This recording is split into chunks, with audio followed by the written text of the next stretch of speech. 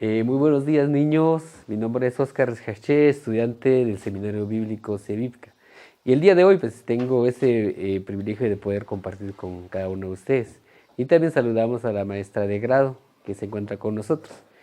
Este establecimiento es un establecimiento cristiano y parte de la filosofía que tiene el establecimiento, ¿verdad?, es creer en Dios.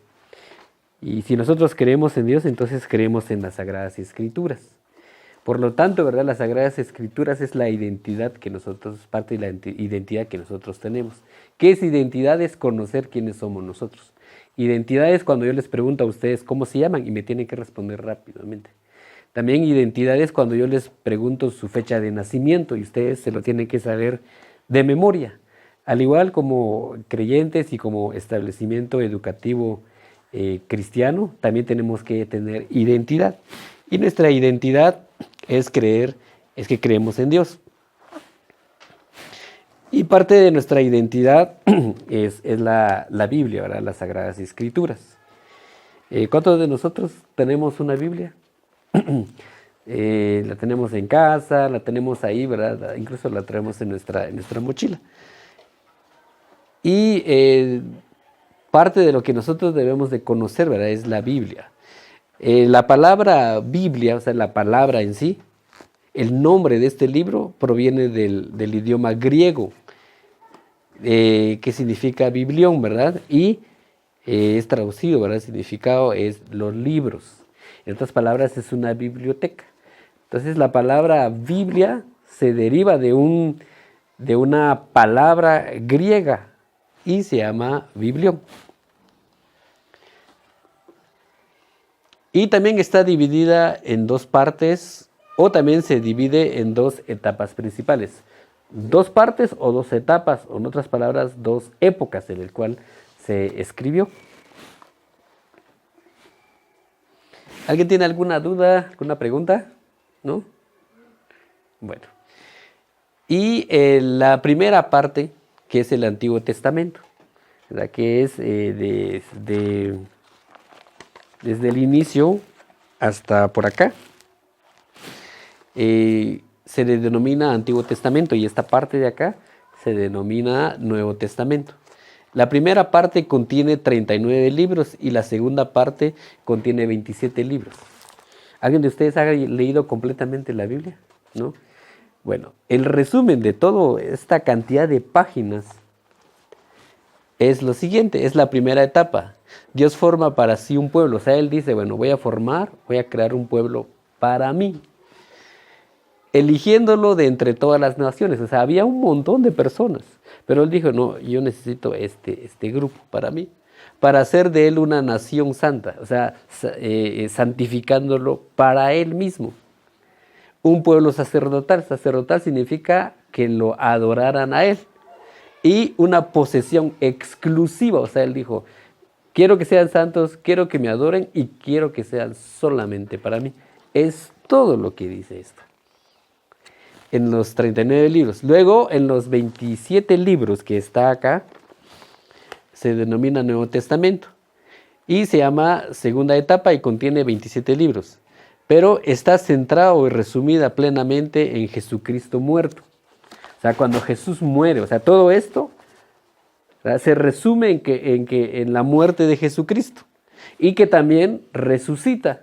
O sea, todo esto habla sobre la muerte y cómo Él resucita, cómo revive otra vez, y cuyo acontecimiento pascual constituye la revelación definitiva de los designios de Dios. ¿Qué significa acontecimiento pascual, verdad?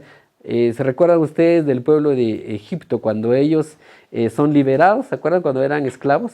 Entonces ellos dijeron, vamos a conmemorar el día de hoy, que hoy termina nuestra esclavitud y empieza nuestra libertad. Entonces ellos le denominan Pascua. Entonces ellos celebraban, ¿verdad?, la Pascua, que termina la etapa de la esclavitud e inicia, ¿verdad?, la etapa de la libertad. Entonces, dice, cuyo acontecimiento pascual constituye la revelación definitiva de los designios o lineamientos de Dios. En otras palabras, Jesucristo murió, resucitó para que nosotros fuéramos libres, ¿sí?, ya no, el pecado ya no puede reinar en nosotros. Y en la palabra, ¿verdad? Tenemos esas dos partes, el Nuevo Testamento y el Antiguo Testamento, pero la palabra testamento viene del latín. El latín, la lengua latina o latín, ¿verdad? Es la lengua madre. O sea, antes de que existieran nuestros idiomas, existía solamente el latín. Entonces el latín, ¿verdad? Se derivó el español, se derivó el italiano, se derivó el idioma de francés y en total fueron 5 idiomas. Entre ellos también está el portugués, por eso es que estos idiomas se parecen. Pero estos se derivaron del latín. Y en ese idioma madre, latín, testamento en latín significa testamentum y en hebreo significa verit. Por eso de ahí, ¿verdad? Viene el Nuevo y Antiguo Testamento. O sea, no es una palabra que viene, ¿verdad? Que nació dentro del castellano o el español, sino viene del latín. Y luego también se habla acerca de pacto o alianza. Es un lazo de unión que el Señor estableció con su pueblo en el monte Sinaí. Cuando llega, ¿verdad? Ese acontecimiento, Dios establece un pacto, una alianza, ¿verdad? Un lazo en ese momento. Y la nueva alianza establecida, ¿verdad? En la cruz con la sangre de Cristo.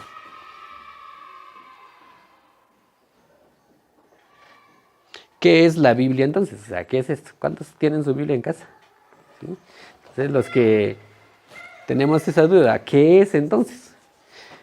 Entonces, la Biblia es plenamente divina. Plenamente significa que es lo mejor que puede haber, que puede existir. Entonces, plena o completo, ¿verdad? Completo. Plenamente divino, o sea, completamente divino, ¿qué significa? Que viene de Dios, que viene del Creador, y plenamente humana, que también, ¿verdad? Tuvo incidencia el ser humano. En otras palabras, la Biblia, ahí está completamente Dios, pero también completamente el ser humano.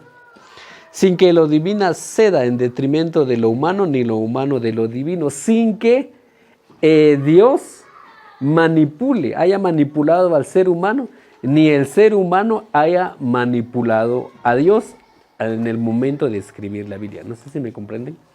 ¿Sí? O sea, la Biblia, ahí Dios se hace presente, sin que sea manipulado por el ser humano, sin que haya sido alterado, y viceversa también. ¿Preguntas? Bueno, también, ¿qué es la Biblia? Es el relato de una historia que se extiende desde la creación del mundo hasta el final de los tiempos.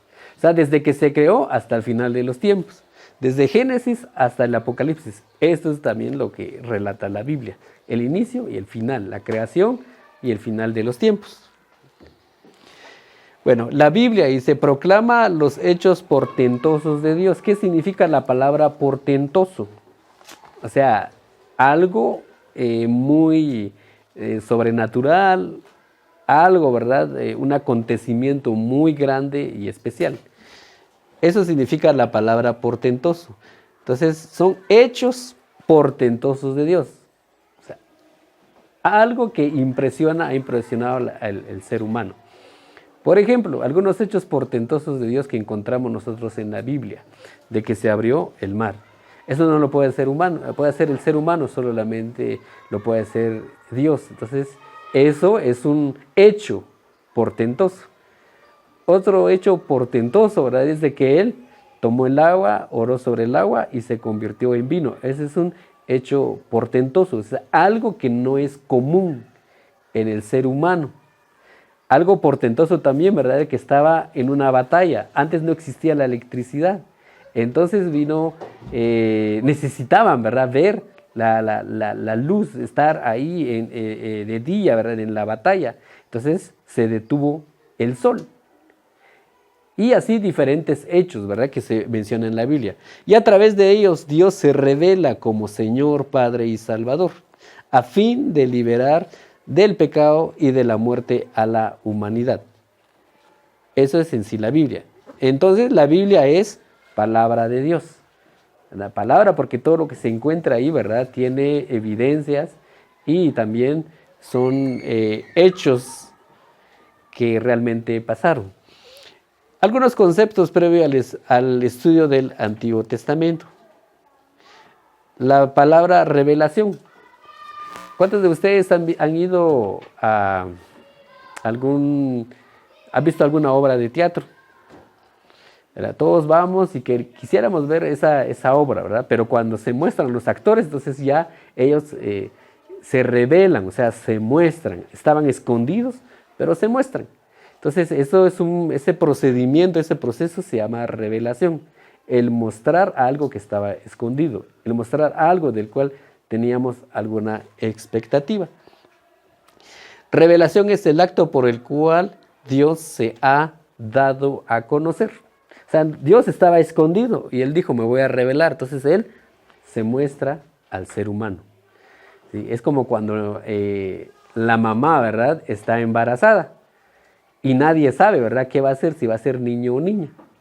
Y de repente hacen el baby shower, ¿verdad? Y se muestra, es niña o es niño, o hasta el día, ¿verdad?, en que nace, ¿verdad?, es el parto. Eso se llama revelarse, o sea, estaba escondido y se va a mostrar, así era Dios. Dios nadie lo conocía, Él dijo, bueno, me voy a mostrar al ser humano. Es la manifestación libre de Dios al hombre dentro del marco histórico. ¿Qué dice? Manifestación libre, o sea, Dios dijo, yo me voy a mostrar. Nadie de nosotros, y el ser humano, nadie dijo, quiero conocer a Dios, quiero saber cómo es Él. No, Él dijo, no, yo voy a tomar la decisión y me voy a mostrar. Y es lo que dice en la Biblia. En la Biblia Dios se muestra de manera voluntaria a cada uno de nosotros. Dios se valió de la revelación histórica para revelarse. En otras palabras, hasta incluso, ¿verdad?, de nuestras materias, como por ejemplo de estudios sociales, nosotros podemos ver historia. Y la revelación histórica, ¿verdad?, le permitió a Dios revelarse y mostrarse. Por lo tanto, hay ciencias auxiliares que aportan a la comprensión de Dios. O sea, para comprender a Dios, nosotros tenemos, ¿verdad?, herramientas de cómo entender y comprender cómo Dios se mostró. Entonces, hay ciencias auxiliares para comprender, ¿verdad?, cómo aportó, ¿verdad?, la revelación de Dios, tales como la arqueología. Ahí nosotros podemos ver a través de esa ciencia cómo es que Dios se mostró al ser humano. A través de los distintos descubrimientos arqueológicos se va mostrando. Por ejemplo, se ha descubierto rollos, ¿verdad?, de las Sagradas Escrituras, se ha descubierto también la tumba de Jesús, se ha descubierto muchos lugares gracias a la arqueología. Entonces, la arqueología es una ciencia auxiliar que nos ayuda a nosotros a comprender cómo Dios se fue revelando a través de la historia.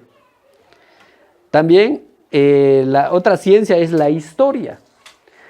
No solamente la Biblia relata, ¿verdad?, hechos, ¿verdad?, de divinos, sino también filósofos, historiadores que no están aquí en la Biblia, pero están en la literatura general.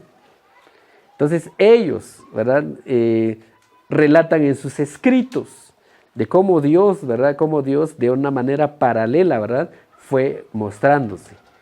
¿Sí?